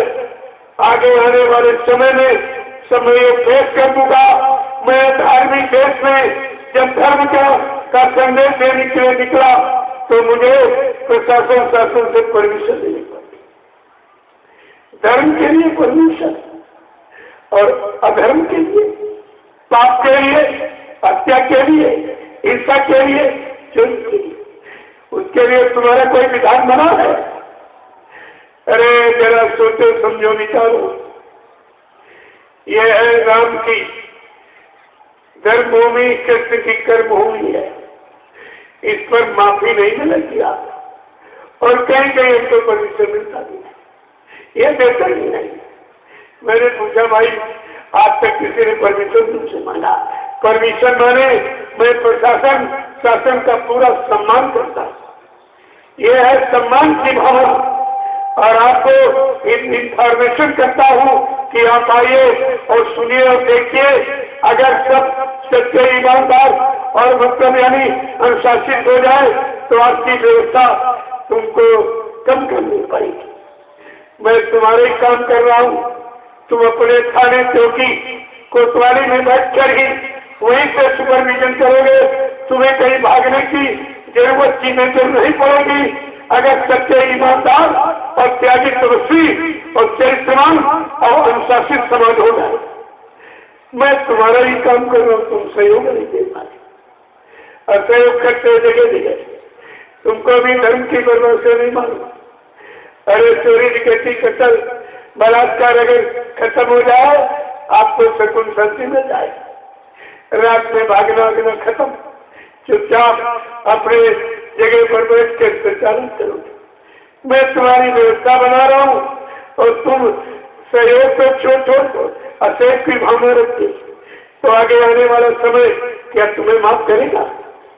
विचार कीजिए, जब रावण को नहीं माफ किया, उसने धर्म में बाधा डाली, कृष्ण और कृष्ण को नहीं माफ किया, उसने भी बाधा डाली, तो तुम तो रावण के जैसे धर्मवान बलवान बुद्धिमान नहीं हो, तुम्हें कैसे माफी मिल जाएगी? ये राजनीति नेता ये मंच पर खड़े होकर इसकी निंदा, इसकी बुराई, यहाँ तक गाली गलौज झगड़ा भी कर देते। क्या ये परमिशन लेते हैं? क्या प्रजातंत्र में ऐसा भी कोई कानून, प्रजातंत्र का मतलब राजा प्रजा समाज जो अधिकार बना है, चाहे राजा हो चाहे प्रजा, सबको पालन करना चाहिए। लेकिन मैं अकेले पालन करता हूँ तो मुझे कितनी कठिनाई हो रही। अरे भाई, अगर धर्म का संदेश दिया जाए धार्मिक भूमि पर, ये कौन सा गुनाह है, कौन सा खराब काम है? लेकिन अभी किसी के अंदर विचार नहीं पैदा। कोई इतना बड़ा ये जनमत बैठा है, ये तुम्हें दिखाई नहीं दे रहा? क्या इतने ढंग से, शांति ढंग से, अनुशासन में क्या कोई राष्ट्रपति, प्रधानमंत्री, मुख्यमंत्री इतने लोगों को ये जंगल में बैठा सकता? क्या कोई धार्मिक मिशन जो हिंदुस्तान में हजारों से ऊपर है, क्या इतने बिना सेवा और चंदा लिए निस्वार्थ इतने लोगों को जंगल में बैठा सकता कोई? और कितनी शांति से रहे, कितना सेवा भाव। अगर यही सेवा भाव देश में आ जाए, प्रभु किसी चीज की कमी नहीं। जब सेवा भाव और प्रेम आ जाएगा, लड़ाई झगड़े खत्म हो जाएंगे। मैं तो समाज का काम, देश का काम और सबका काम कर रहा हूँ, लेकिन हमको सहयोग तो कोई नहीं दे रहा। जगह जगह सब असहयोग कर नहीं खड़े होकर। अरे आज तो देखो, पुलिस एक आवाज पर बैठ जाती, एक आवाज पर खड़े हो जाए। अगर इनको काम कोई दे दिया जाए तो कितनी देर लगेगी? इनको खेलने में कितनी देर लगेगी? ये तुम्हारे बुद्धि दिमाग में नहीं आ रहा। लेकिन मैं ऐसा कोई अनैतिक कार्य करता ही नहीं। न मेरी शिक्षा है, न मेरा ऐसा कार्य है, न मैं किसी को इसके लिए प्रेरणा देता हूँ। और आपको तो सोचना चाहिए, जब तुम्हारे घर कोई आता है तो उस मेहमान के साथ क्या व्यवहार किया जाए, ये भी भूल गए हो। व्यवहार, प्यार, ये सब भूल गए आप। तुम्हारे अंदर कुछ भी नहीं रहा। ये सब मेहमान अयोध्या की, राम की जन्मभूमि पर ये कितने मेहमान आए हुए, और यहाँ के निवासियों को, जिले के निवासियों का कर्तव्य है कि मेहमानों का सम्मान करना। माँ घर आया, माँ जाला बराबर होता है। धर्मशास्त्र में लिखा है, अतिथि देवो भव। जो दरवाजे आ जाए वो देवता के तुल्य होता है। और ये सब कर क्या लेते? मैंने पूछा लोगों से कि राम भक्तों को झगड़ते देखा, कृष्ण भक्तों को झगड़ते देखा, हनुमान शंकर जी के देवी देवताओं के भक्तों को झगड़ते देखा, कितने प्रेम से रहते हैं। आप ये गुरुभक्त क्या करते? जरा इसकी कहानी पर ये क्या कह, ये क्या कह? मैं जिंदा कहता हूँ, इनको जिंदा सुनने का कष्ट है। प्रेमियों, जिंदा कहना अच्छा है कि मुर्दा कहना अच्छा? जिंदा। इतने भी बात तुम्हारे समझ में नहीं आई है। मुर्दा अपमानित शब्द है और जिंदा सम्मानित शब्द है। तो मैं अपने गुरु का सम्मान कर रहा हूँ, अपने गुरु को जिंदा कर रहा हूँ, तुम्हारा इसमें नुकसान क्या है? और हम कष्ट हमको होना चाहिए, विरोध हमको करना चाहिए। हमारे गुरु को तुम मुर्दा कह रहे हो। मुर्दा एक गाली है। अगर कोई तुम्हारे बात को मुर्दा कह दे, आप कितना संघर्ष करेंगे? आप गुरु को मुर्दा कहने वाले क्या ये गुरु का सम्मान करें कि अपमान करें? और गुरु परिवार को ये सोचना चाहिए, ये गुरु का सामूहिक अपमान हो रहा है और इसकी जिम्मेदारी हर गुरु परिवार के सदस्य को है। लेकिन आप जिम्मेदारी भूल चुके हो। एक तो जानते नहीं हो, जो बताया जा रहा है वो तुम्हारी समझ में नहीं जा रहा, तो फिर तुम्हें लाभ कैसे मिलेगा? तो आपको ये विचार करना चाहिए। आज ये मुक्ति दिवस पावन पर ये गुरु की मेहनत परिश्रम का ये दिन है, तारीख है, तो सारे शिष्यों को आना चाहिए। अरे भाई, हमसे कोई विरोध हो, लेकिन गुरु से तो विरोध नहीं होना चाहिए, गुरु के वचनों से तो विरोध नहीं होना चाहिए। तो आपको गुरु के वचन तो सुनने चाहिए। आप चाहते हैं मतलब यानी संदेश गुरु का होता, किसी इंसान का संदेश नहीं होता है, लेकिन किसी प्रेमी के मुख से हो, आपको सुनना चाहिए। आपको उससे क्या लेना देना? अपने गुरु वचनों को सुनो और समझो और लाभ उठाओ, अपने घर जाओ। यहाँ संघर्ष करने की ये कौन सी नीति? और आपको ये विचार भी करना चाहिए। इतना बड़ा जनमत अयोध्या की पावन भूमि पर आया हुआ है, यहाँ के लोगों को खुशी होनी चाहिए कि बिना बुलाए, बिना खर्चा दिए इनको कोई रोटी नहीं, कोई पानी नहीं, कोई किसी तरह की सुविधा में कुछ नहीं करना, और आपके ये दरवाजे पड़े हुए हैं। आपका फर्ज क्या है? सबसे पहला फर्ज देश के जिम्मेदारों का है। ये भारत की जनता, ये तुम्हारी प्रजा है। मेरा सत्संगी प्रेमी बात नहीं है, तुमको बड़ी प्रजा के बारे में सोचना चाहिए। किसी ने आपको नहीं पूछा इनको रोटी मिली कि नहीं मिली, पानी मिला कि नहीं मिला, इनकी कोई व्यवस्था हुई कि नहीं, इनको कोई परेशानी तो नहीं आई। किसी ने ये तो पूछा नहीं। यहाँ बगावत की बातें पूछने आती। अरे तुम अपने आप को धार्मिक कैसे कहोगे? अपने आप को सुरक्षा की दृष्टिकोण से जिम्मेदार कह पाओगे? आगे वो समय आ रहा, ये इतिहास है जो तुम्हारे सामने है। ये कोई मिट्टी की मूर्ति नहीं है, ये जिंदे सब आपके सामने। ये है इतिहास का युग का, और ये इंटरनेट से सारा विश्व देख रहा, लेकिन तुम नहीं देख पा रहे। न तुम देख पा रहे हो, न समझ पा रहे हो, न अपना कोई सहयोग कर पा रहे हो, न समय का लाभ उठा पा रहे हो। तुम्हारे जैसा दुर्भाग्यशाली कौन होगा? क्या ये लोग तुम्हारे घर हो जाएंगे? तुमने ये भी नहीं पता लगाया कहाँ से आए। कोई मुंबई से, कोई कलकत्ता से, कोई महाराष्ट्र से, कोई गुजरात से, कोई मध्य प्रदेश, छत्तीसगढ़, कोई बिहार, झारखंड, कोई दिल्ली, कोई हिमाचल, कोई मतलब यानी उत्तरांचल, और ये कोई नेपाल राज्य से। इतना बड़ा जनसैला तुम्हारी राम की जन्मभूमि पर आके खड़ा हुआ है। ये भक्त समाज है।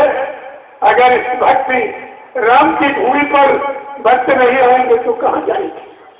अगर यहाँ सुकून शांति नहीं मिलेगा तो कहाँ मिलेगी? तुम सब हो चुके हो, आप भी आने वाले समय में गुनहगार ही माने जाओगे। मैं तो आपसे कुछ नहीं मानता। इतने लोग आए, इससे पूछे, मैंने कोई रुपया पैसा किराया भाड़ा तो नहीं खो दिया। इनकी गाड़ियों में कोई डीजल पेट्रोल तो मैंने डलवाया नहीं। आप पूछे, ये अपनी गाड़ी कमाई खर्च करके समय निकाल कर बाल बच्चे परिवार को छोड़कर खेती दुकान दफ्तर बिजलीदार मजदूरी को बंद करके यहाँ आए हुए, और आप इनके लिए क्या सहयोग दिए? क्या कर रहे हो?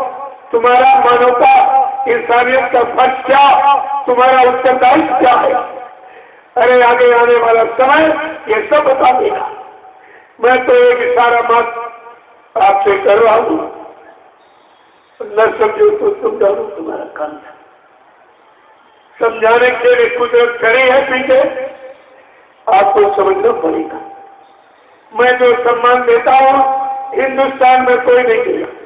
हमारा ये पुलिस कर्मचारी अधिकारी पूरे हिंदुस्तान का जानता है, मैं जितना सम्मान देता हूँ उतना इनको सम्मान कोई दे नहीं सकता, कोई नहीं दे सकता।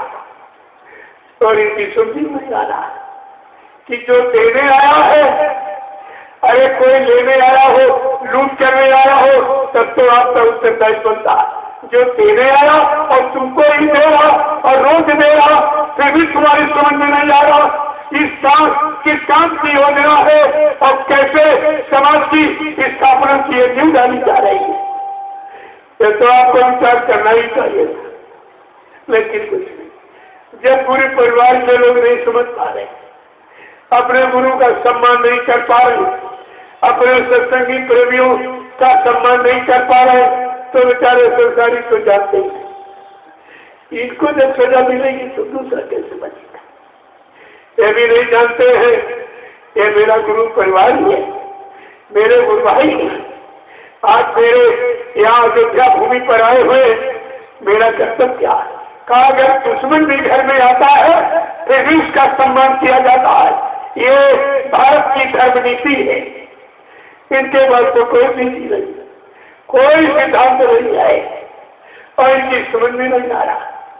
भाई मैं तो तुम्हारी कोई आलोचना भी नहीं करता, मैं तो सबको बुलाता हूँ, सबको निमंत्रण देता हूँ, सब लोग आइए और सत्संग वचनों को सुनिए आप, क्योंकि सत्संग वचन गुरु ने सबके वास्ते प्रचारित किए थे। संत महात्माओं का संदेश किसी एक जाति, किसी एक धर्म, मजहब और देश प्रदेश के लिए नहीं होता, सर्वभूत हिते होता जो सब जीवों के कल्याण में रत है। इसलिए उनका नाम सर्वदेशी, सर्वहितैषी, समदर्शी, दूरदर्शी, सकालदर्शी उनको नाम दिया गया। और तुम्हारी समझ में अभी कुछ नहीं आया, तो ये तो समझने वालों की संख्या प्रेमियों हर युग में कमी तो नहीं है। भगवान राम की बात कितने लोगों ने मानी, कृष्ण भगवान की बात कितने लोगों ने मानी? ये तो इतिहास तुम्हारे सामने है। जो समझाने बताने आया, सच्चे अच्छे रास्ते पर खड़ा करके सच्चाई अच्छाई देने, उसका लाभ देने के लिए आया, कभी लोगों ने उसकी बात को सुना ही नहीं, न माना। आखिर में जब कुदरत ने सिरा सुना दी और सारे चले गए, सब चली गए। भगवान कृष्ण जब समझा रहे थे यदुवंशियों को, कहा रे भाई सब लोग धर्म कर्म पे आ जाओ, ये परिवार में क्यों झगड़ा करते? आज वही कौरव पांडव परिवार की झगड़ा ये भी है, गुरु परिवार में वही हो रहा और वही नीति रीति समझाई जा रही। और कृष्ण की बात जब उन यदुवंशियों ने नहीं मानी, कृष्ण ने भी कहा अरे भाई मैं तुम्हारी जात बिरादरी में आया हूँ, जात बिरादरी के नाते मेरी बात मान लो। तो यदुवंशी क्या कहता था, जात का द्वारा गाय चराने वाला, माखन का चोर, तेरी बात कौन होगा? कृष्ण को बड़ा सम्मानित किया, बड़े हमारे आदित्य कट शब्दों का प्रयोग किया। कृष्ण बेचारे मजबूर हो गए, कोई नहीं माना तो उनको 18 दिन की एक लीला जिसको महाभारत कहते हो उनको करने पड़ी और 56 करोड़ यदुवंशियों को सफाया। इस जाति के सफाई का इतिहास बचने का इतिहास नहीं है। अरे इतिहास दिखा दे को मैं नहीं कह रहा हूँ, मैं तो इतिहास की बात आपके सामने रख रहा हूँ। जब भगवान की बात इस कौम ने नहीं मानी तो आगे इंसान की बात कैसे मानेगा? ये तो आपको विचार करना ही चाहिए। लेकिन महात्माओं का फर्ज है बताना, समझाना, मानो न मानो। अरे खुशी आपकी, हम मुसाफिर है, कल अपने घर जाएंगे, हम मनवाने आए नहीं, हम तो गुरु बच्चों की याद कराने आए और संपूर्ण गुरु परिवार के लोगों के लिए आए। मेरा तो किसी से कोई राजदोष नहीं, कोई निंदा आलोचना बुराई नहीं, किसी से एक मेरा पैसा लेता नहीं हूँ, ये मेरा अभियान नहीं है। फिर आपका विरोध है तो किस बात? आपको तो सहयोग करना चाहिए। मैं आपके घर में आया हूँ, आपके जिले में आया हूँ और आप सत्संगी हो, गुरु भाई हो और गुरु के परिवार के सदस्य हो, तो परिवार के सदस्य का कर्तव्य है तो सदस्यों के प्रति क्या होता, तुम्हारा वो भी कर्तव्य भी भूल गए, तुम्हारा परिणाम कितना खराब होगा। आप इस पर विचार कीजिए। मैं प्रार्थना ही कर सकता हूँ क्या। जय गुरुदेव। प्रेमियों, अंतिम शब्द में मैं आपसे प्रार्थना करके कहूंगा कि अभी आप लोग सच्चे अच्छे रास्ते पर आ जाओ, सुमरन ध्यान भजन में लग जाओ। ये प्लास्टिक प्रकोपों से बचने का उपाय है जिसको सदगुरु दिया है, हम सबको दिया है और आप उसी को नहीं मान रहे। तो मैं तो एक ही प्रार्थना करूंगा कि आओ प्यारो इस सतगुरु शरण में एक दिन आना जरूर होगा। कितनी बड़ी चीज देखिए।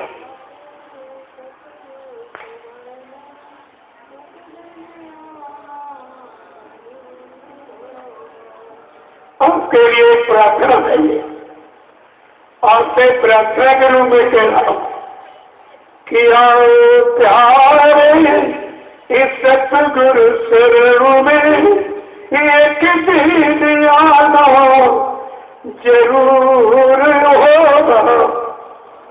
सत्संग सेवा और भजन प्रभु का एक दिन करना जरूर होगा। भूल भरम में ये जन्म गमाओ और सुख शांति को कहीं भी न पाओ।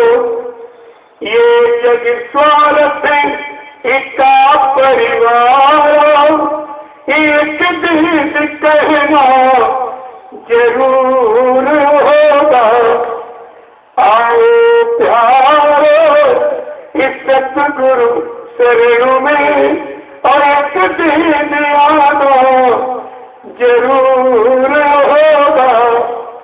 और सत्संग सेवा और भजन प्रभु का एक दिन करना जरूर होगा। कि धन दौलत ये महल खजाने इनको मूर्ख क्यों अपना माने। इस तन नगरी और सोच देश तो एक दिन चलना जरूर होगा। इस तन नगरी और सोच देश तो एक दिन जाना जरूर होगा। आओ प्यारो इस सतगुरु शरण में एक दिन आना जरूर होगा। सत्संग सेवा और भजन प्रभु का एक दिन करना जरूर होगा। चोरी हिंसा और झूठी कमाई पाप पुण्य का भेद न पाई। प्रेमियों, सब कोई जानता है कि माँ के पेट से हम सब लोग नंगे और अकेले ही पैदा हुए। कोई जमीन दुकान मकान नौकरी धंधा और कोई जात बिरादरी कोई पत्नी बाल बच्चे रुपए पैसे धंधे लेके अब नहीं आए। नंगे आए हो और यार नंगा करके ही भेजा जाएगा। फिर ये झूठ से कपट बेमानी चोरी किसी किसके लिए करते। अगर पापुर की परिभाषा समझ लो तो ये गंदा गलीच दुष्कर्म आप कभी नहीं करेगा। महापुरुषों ने इशारा करके सीधे कहा है। और ये जानकारी बुरे कर्मों की कहाँ से हो गई, क्या लिखा है? कि चोरी हिंसा और झूठी कमाई पाप पुण्य का भेद ना पाई, और बुद्धि विवेक ज्ञान के खातिर कि सत्संग करना जरूर होगा, क्योंकि बुद्धि में विवेक ज्ञान ये रुपये पैसे से नहीं आता, नौकरी धंधा करने से नहीं। गोस्वामी महाराज ने क्या लिखा कि बिन सत्संग विवेचन होई, और राम कृपा बिन इस लभ न सोई, कि सत सुधर ही सत ही संगत काई, और पारस परसी कुधा पे सुहाई।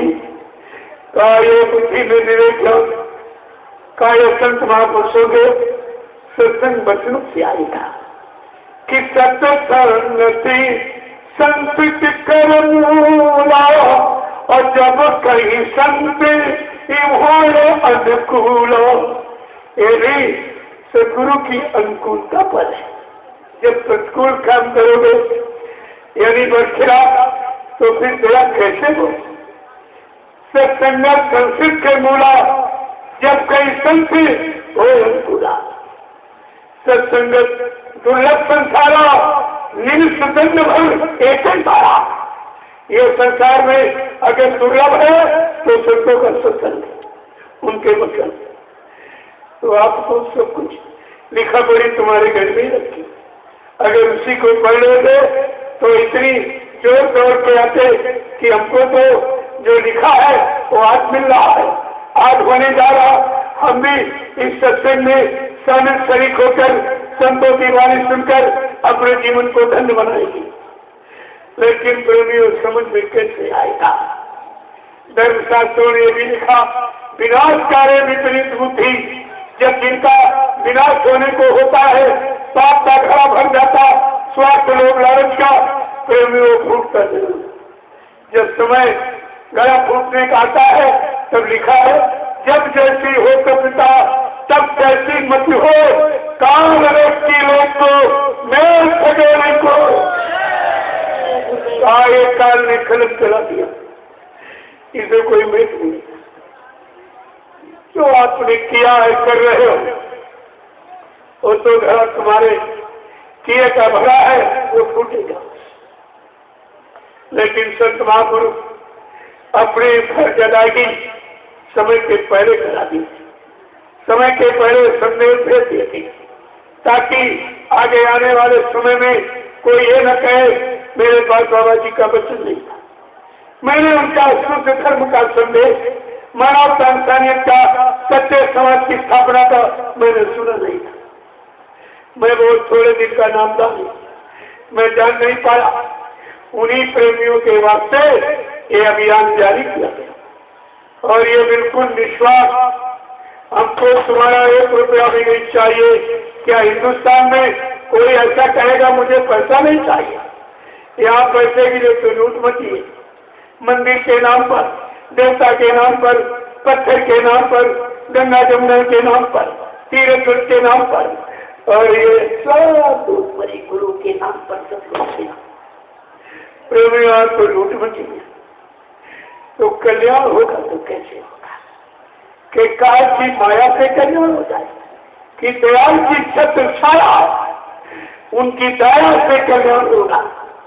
इतनी छोटी मोटी बात आपने पकड़ के रखी नहीं है। मैं तो सदगुरु के वचनों की पुनरावृत्ति करता, न अपनी बात कोई कहता, न अपनी बात सुनाता, न आपसे कोई मान सम्मान की बात करता, न आपसे कोई रुपए पैसे की भेंट मांगता। जब मैं कोई कुछ कहते नहीं हो तो अपराध किस बात का? आपको ये सब सोचना चाहिए। आज नहीं तो कल, अब ये ज्यादा समय नहीं है कि सत्य पर आपको खड़ा होना ही पड़ेगा। सत्य कभी पराजित होता ही नहीं। हाँ, परेशान किया जा सकता कुछ वर्षों दिनों के लिए, लेकिन सत्य की हमेशा विजय होती है। और आपको ये बात हमेशा ध्यान में रखना चाहिए। इसलिए कलयुग में संत महापुरुषों ने आपका रास्ता सरल कर दिया। अन्य युगों में ऋषि मुनि बेचारे जंगल में जाते, परिवार छोड़कर, बाल बच्चे छोड़कर, घर द्वार छोड़कर जंगल में ऐसे बेचारे बिना कपड़े पहने, कोई छाया नहीं, खड़े रहते थे और बस हजारों वर्ष खड़े रहे। लेकिन उनको ये युक्ति नहीं मिली जीवात्मा के गाने परमात्मा से मिलाने की, जैसे आप नामदान थे, ये युक्ति उनको नहीं मिली। ये सबको ध्यान है, हम सब कलयुग के गंदे कमजोर जीवों के लिए रखा है ये दौलत। लेकिन आपने न नामदान देने वाले की कीमत की, न नामदान की कीमत। तुम्हारा अपराध कितना है, कैसे बचोगे आप? तो विचार आपको करना चाहिए। महापुरुषों ने क्या किया कि आपको घर गृहस्थी परिवार नहीं छोड़ना, खेती दुकान दफ्तर बीच में मजदूरी नहीं छोड़ना, पति बाल बच्चों से अलग नहीं होना और यहीं पर रहकर परिवार के भरण पोषण के लिए खेती करो, दुकान करो, दफ्तर करो, बिजनेस व्यापार मजदूरी करो, लेकिन सच्चाई ईमानदारी मेहनत से करो, ताकि तुम्हारे पर किसी का कर्म कर्जा न चल पाए। इसका ख्याल रखना है। और तुम्हें जब दिन भर 8 घंटे काम करो, शाम को आओ तो बाल बच्चों की खिदमत सेवा आए गए अतीत का सत्कार। जब कोई काम संसार से परिवार का तुम्हारे पास न हो तो 1 घंटा इसी मनुष्य रूपी मंदिर में बैठकर आत्मा से परमात्मा का भजन करो। यह है सच्ची पूजा, आत्मिक पूजा। आत्मा अजर अमर अविनाशी है, पूजा भी तुम्हारी अजर अमर हो जाएगी। तो आपको तो यह सोचना चाहिए, ये आपको सुबह शाम करना और बाकी गृहस्थी परिवार में रहना। बस केवल एक हिदायत आपके लिए है कि आपको शाकाहारी रहना। शाकाहारी, कोई मांस मुर्गा, कोई अंडा गंदगी इस मनुष्य मंदिर में नहीं डालना। क्यों? इस मनुष्य मंदिर में परमात्मा की चेतन मूर्ति जीवात्मा बैठी। इस मंदिर, इस पत्थर वाले मंदिर में तो पत्थर की मूर्ति है नकली। वहां भी आप मुर्गा मीट नहीं खाते, शराब नहीं पीते, कोई गलत काम नहीं करते। और ये तो चेतन मूर्ति परमात्मा की जीवात्मा। इसके आगे जब ये मुर्दाबाद के अंदर बुद्धि नाशक नशा ये डालोगे तो परमात्मा खुश होगा कि नाराज। तुमको इतनी छोटी बात समझ में नहीं आई है। तो महापुरुषों ने कहा तुमको घर परिवार नहीं छोड़ना है। क्या छोड़ना है? जो तुम्हारी जीवात्मा के जगाने में बाधा डाल है। वो कौन है? काम लो मोहंकार ईश्वरा दोष। ये है अपराध, ये दुश्मन है, चोर है, ये ठग है जो आपके जीवन को ठग लिया। महापुरुषों ने क्या कहा कि काम क्रोध मद लोभ को छोड़ो, से मन को ईश्वर प्राप्ति अगर जो चाहो तो सतगुर करना जरूर होगा। आओ प्यारो इस सतगुरु चरणों में एक दिन आना जरूर होगा। और सत्संग सेवा और भजन गुरु का एक दिन करना जरूर होगा। जय गुरुदेव, जय गुरुदेव, जय गुरुदेव, जय गुरुदेव नाम किसका प्रभु का, जय गुरुदेव नाम किसका प्रभु का, जय गुरुदेव नाम किसका प्रभु का, प्रभु का प्यारा नाम। सब लोग खड़े हो जाओ, आप लोग खड़े हो जाइए। पहले इशारों को समझ लो। अब हमें आपको मानव सत्कर्म के लिए, मानव सद्धर्म के लिए, सच्चे समाज के निर्माण के लिए, नव निर्माण की योजना भूमिका व्यवस्था के लिए, माँ बेटियों की इज्जत आबरू बचाने के लिए अप्रमेय खड़े होने की जरूरत है। अब यह बैठने का समय नहीं रहा खड़े होने का। पहले इशारों को समझ लीजिए। जय गुरुदेव, जय गुरुदेव, जय गुरुदेव, जय गुरुदेव नाम किसका, जय गुरुदेव नाम किसका, प्रभु का प्यारा नाम। जरा देव से बोलो, राम दिन बोलो, ओम होगा, अभी से बोलो, सुख दर्द हरेंगे, सब कष्ट हरेंगे, सुख शांति भी देंगे, सबके दाता, सबके मालिक, प्रेम से बोलो, ये नाम नहीं इंसान का, ये काम नहीं इंसान का। जय गुरुदेव। ये होली मिलन महोत्सव धार्मिक पर्व, क्या धार्मिक पर्व की कोई परमिशन देता है? जितने त्योहार हिंदुस्तान में मनाए जा रहे हैं, चाहे मुसलमानों को, हिंदुओं, सिखों, किसी को कोई परमिशन लेता है? मैं धार्मिक पर्व का भी परमिशन आपसे लिया। तुम कब समझोगे, कब चेतोगे, कब जागोगे, कब होश आएगा? ये धार्मिक देश और धार्मिक धरा और धार्मिक पर्व की परमिशन। अरे देखिए आप, क्या पूजा पाठ करने में कोई परमिशन देता?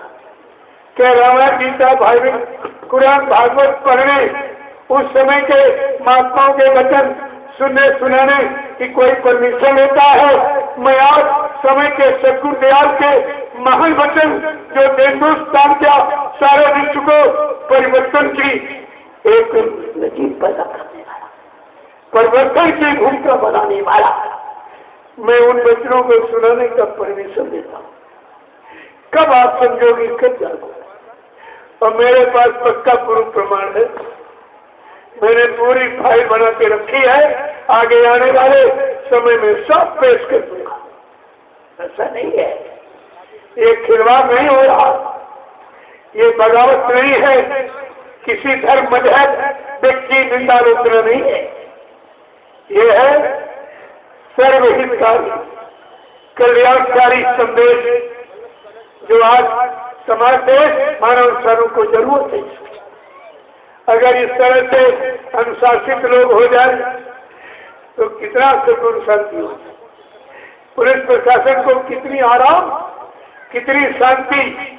और आपने, मैंने पूरा परिचय दिया शोभा यात्रा में, कितने लोग थे, कितनी शांतिप्रिय ढंग से आधार रोक खाली कि किसी वाहन में कोई आने में और उत्तल न हो, पुलिस कर्मचारी अधिकारी में की व्यवस्था में कोई बाधा न हो। कितने प्रेम से संपन्न हुआ, सबको प्रेम, सेवा, अनुशासन का ये पाठ पढ़ाया नहीं, दिखाया गया करके।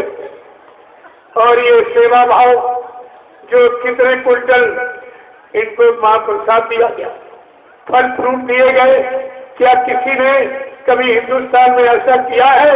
किसी महात्मा या नेता ने जो जिम्मेदार, क्या कभी किसी ने इस तरह का सोचा है? ये लाभ भारत की जनता को किसी ने दिया है? तुम्हारी समझ में आएगा कब? मैं लाभ दे रहा हूँ, लाभ आपका काम कर रहा हूँ, आपकी व्यवस्था बना रहा हूँ, और आप सहयोग से छोड़ दो और सहयोग करते रहो, तुम्हारा क्या होगा? आगे आने वाला समय तुम्हें कैसे बात करेगा।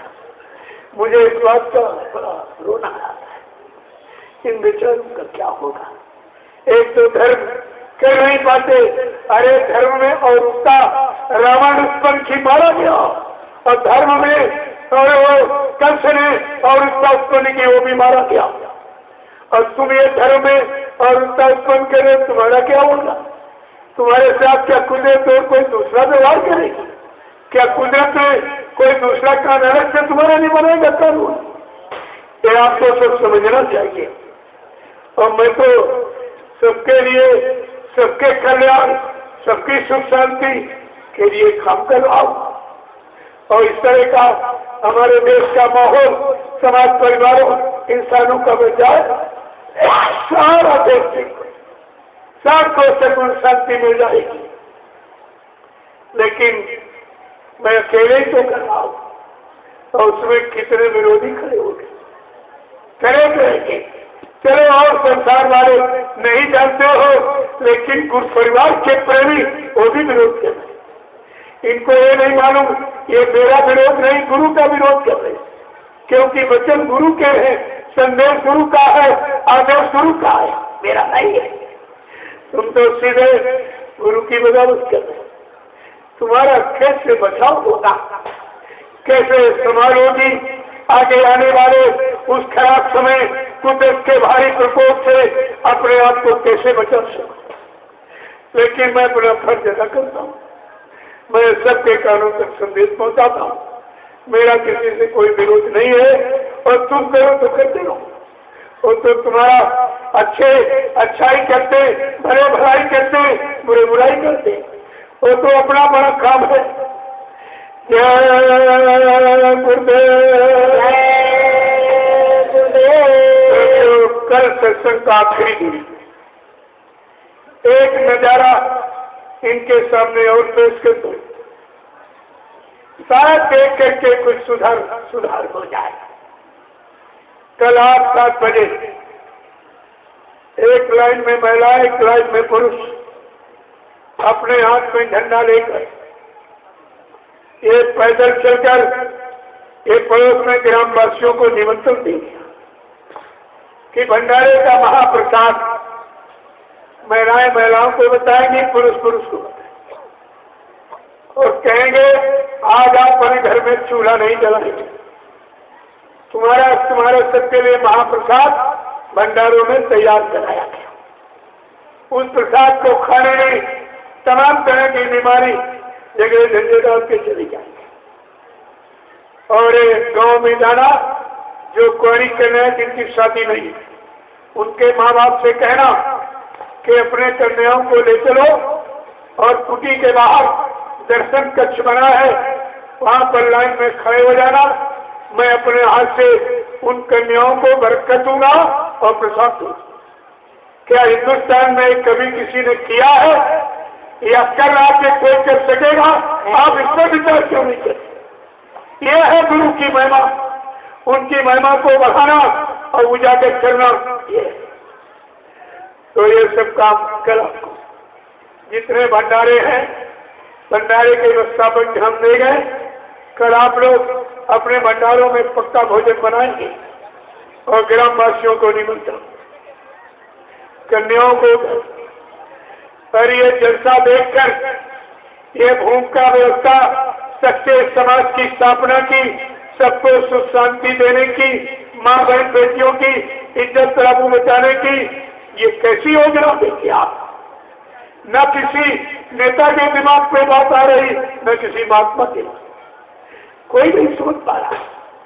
ये बेटियां ही आगे मां बनेगी, इनसे ध्रुव पैदा हो, धर्म की स्थापना हो जाएगी, और सूर भी पैदा हो तो देश की सुरक्षा हो जाएगी। ये कितने बड़े काम की भूमिका है, लेकिन इतनी जल्दी तुम नहीं समझ सकते, और हमारी कोई नकल भी नहीं कर सकती। ये नकल किसी के बस की बात नहीं है। ये झंडा गुरु के जीवित का पक्का प्रमाण है, इससे बड़ा कोई प्रमाण नहीं। क्योंकि मैंने पूछा लोगों से कि भाई जिंदा काम करता है कि मुर्दा? करे नहीं, जिंदा काम करता है। हमने कहा अगर बाबा जी जीवित नहीं तो झंडे से कौन काम करा रहा? जो लोग कह रहे बाबा जी चले गए, एक झंडा घाट कर एक प्रेतात्मा को बुलाते दिखा रहे, एक बीमारी खत्म करके दिखा दी। नए प्रेमियों पछता के रो के आंसू गिरा के तुम्हें झंडे के नीचे आना ही पड़ेगा। ये है सदगुरु का सच्चा प्रमाण है। अरे गुरु के वचन और वादे ही उनके जीवित के पक्का प्रमाण है कि काम जिंदे में होता, मुर्दे में नहीं। मरने के बाद कोई कुछ नहीं कर सकता। और आपने शुक्र से समझा, ये झंडा पूरा प्रमाण दे रहा आपको। और ये भंडारों में भोजन, ये भी आपके लाभ का। और एक झंडा ये सदगुरु दयाल के मंच के सामने करा, ये तुम्हारी जीवात्मा के उद्धार के लिए। अभी थोड़ी देर बाद एक प्रार्थना होगी, एक छोटी सी 1 घंटे सुमन गान बजा। और आज तो ऐसे त्योहार है, ये भजन आप सुबह करें ना, क्योंकि पर्व है ये पर्व साल में एक बार, और वो भी जीवात्मा की खुशहाली का। ये तो कोई जानता ही नहीं कि जीवात्मा की खुशहाली कैसे होगी, और ये होली के बाद दिवाली कैसे मनाई जा रही है। उस समृद्ध महापुरुष का कितना रहस्यमय ये काम देखिए आप। लेकिन तुम्हारी समझ में तो कुछ आया नहीं। तुम मथुरा जाते रहो, बियाजी भंडारे ढूंढते रहो, सेवाएं बटोरते रहो, भाषण प्रवचन करते रहो, और घर आ गए। तुमने गुरु के वचनों को सुना होता, समझा होता, तो अपने गुरु में शंका कर दो। तुम्हारे जैसा अपराधी कौन है? अपने गुरु में शंका। अगर तुम्हारा गुरु झूठा हो जाएगा, क्या तुम सब चेहरे सच्चे माने जाओगे? तुम्हें कोई सच्चा मानेगा? नहीं मानेगा। ये भी नहीं सोच पाए हो कि किसके लिए क्या कह रहे, अपने गुरु के लिए। तुम्हारे जैसे दुर्भाग्यशाली पापी होगा ही कौन?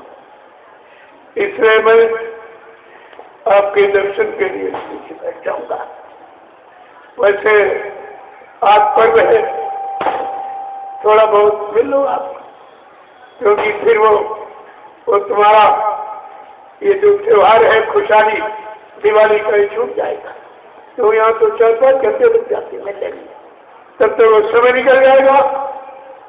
इसलिए जो लोग नहीं मिल पाए वो मिल लीजिए आप, और बाकी लोग झंडे की परिक्रमा करो। ये लाभ लेना मत भूलिए। ये लाभ हिंदुस्तान में कोई दे नहीं सकता बिन पैसे का। मेरे यहाँ कोई सेवा नहीं, कोई अध्यक्ष। यही तो लोगों को बुरा लगा। वो सोचते हमारी दुकानें बंद करा रहे, हमारी सेवाएं रोक रहे। अरे भाई, हम तुम्हारी क्यों रोक रहे? हमें नहीं जरूरत है, मैं नहीं लेता। तुम्हें जरूरत बना लो, हम तो तुम्हें मना नहीं करते, हम तो आपको नहीं मना करते। ये सब आपको समझना चाहिए।